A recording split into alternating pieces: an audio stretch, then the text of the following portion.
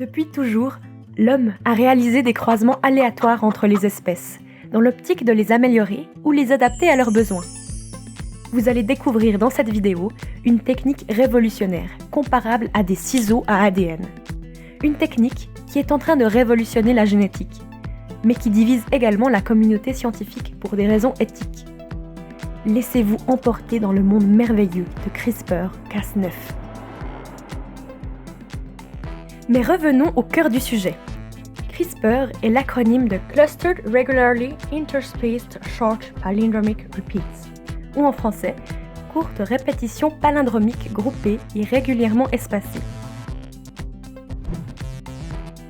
On le trouve dans les bactéries et les archées, et plus précisément dans leur ADN. CRISPR correspond donc à une zone du génome composée alternativement de séquences répétitives palindromiques nommées répétitions et de spacers, qui sont en fait des petits morceaux d'ADN viral acquis lors de précédentes infections de virus. Là commence une lutte acharnée où deux cas de figure s'opposent. Possibilité numéro 1, le phage injecte son matériel génétique dans la bactérie, se multiplie et tue son hôte. Ou alors, possibilité numéro 2, la bactérie se défend grâce à CRISPR, son système immunitaire adaptatif. Les enzymes, appelées Cas1 et Cas2, vont isoler l'ADN viral et l'insérer dans la zone CRISPR du génome bactérien. Imaginons maintenant que le même phage attaque une nouvelle fois la bactérie.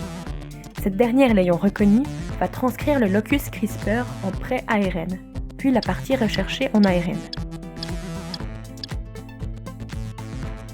Ce segment va finalement être inséré dans l'enzyme Cas9, comme CRISPR-ARN et TracerARN. Cas9 s'accroche à l'ADN viral et cherche la séquence correspondante à cliver. Une fois trouvée, une coupure s'effectue à côté d'une zone de 3 nucléotides appelée PAM. Ce motif sert à distinguer l'ADN viral de l'ADN bactérien, afin d'éviter que la cellule ne coupe son propre ADN.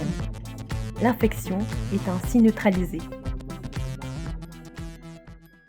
Mais l'énorme avantage de Cas9 est qu'il peut couper n'importe quel ADN dans n'importe quel type de cellule. Imaginons maintenant que Cas9 est utilisé pour couper un segment d'ADN chez ce mouton. Une fois la coupure exécutée, des mécanismes cellulaires vont essayer de raccommoder l'ADN. Mais cette réparation engendre des mutations inhibant ainsi la transcription de la séquence imparfaitement réparée.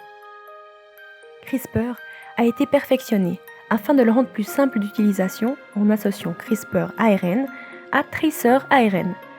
L'ARN est alors constitué d'une seule unité nommée ARN guide. On peut ainsi insérer artificiellement dans Cas9 un ARN qui servira à couper n'importe quel segment correspondant. En rendant Cas9 catalytiquement inactif, on l'appelle alors Dead Cas9. Cette dernière conserve la propriété qui lui permet de s'accrocher à l'ADN, mais perd la capacité de le couper.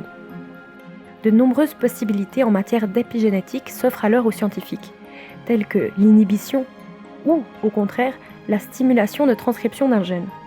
On peut aussi l'associer à une protéine fluorescente pour, par exemple, identifier une zone chez une plante. La technologie CRISPR se démarque d'autres techniques comparables par sa simplicité d'utilisation, son coût bon marché, le fait qu'il fonctionne dans des cellules vivantes, sa précision, sa rapidité et bien d'autres caractéristiques. Évidemment, les scientifiques se sont tout de suite appropriés CRISPR afin de l'utiliser dans différents domaines, comme l'agriculture et l'élevage. Les organismes ayant connu une modification sont par ailleurs considérés comme des OGM. En biologie synthétique, des bactéries pourraient être modifiées afin de produire des biocarburants, par exemple. En médecine, des maladies génétiques ou des cancers pourraient être éradiqués. Mais des variations peuvent aussi être apportées sur des traits beaucoup plus personnels de notre physique ou de notre capacité intellectuelle. De plus, les modifications sont réalisables dans des organismes vivants et peuvent donc se transmettre aux descendances futures. Récemment, des expériences menées par un scientifique chinois ont fait des émules. Il a réussi, en modifiant les gamètes d'un couple dont l'un des partenaires est porteur du virus du sida, à modifier l'ADN grâce à CRISPR et avoir un enfant non porteur du virus.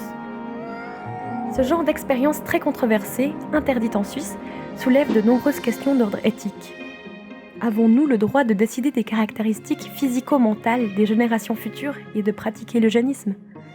Les multinationales peuvent-elles utiliser CRISPR associé à des intérêts financiers et lucratifs uniquement ?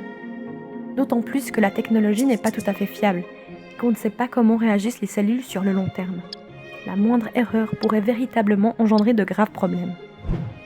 Néanmoins, CRISPR-Cas9 reste une véritable avancée dans l'édition génomique et se perfectionne de jour en jour, notamment grâce à la découverte de nouvelles enzymes plus sûres et plus performantes.